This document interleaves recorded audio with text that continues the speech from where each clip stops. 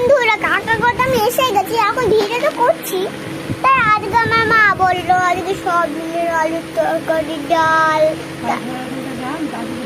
কলার ডাল আর বরবটি ভাজা। আমি খেয়েছি, কাকা তো আমার ফোনটা নিয়ে নিয়েছিল, আমাকে দেয়নি। তা আমি এখন স্কুলের জন্য রেডি হয়ে বসে আছি। ও দাদু, দাদু গো, বন্ধুরা এবার দেখো দাদু যাচ্ছে। দাদু গো, দাদু কি করছো?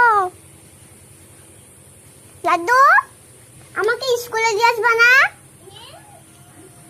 এরা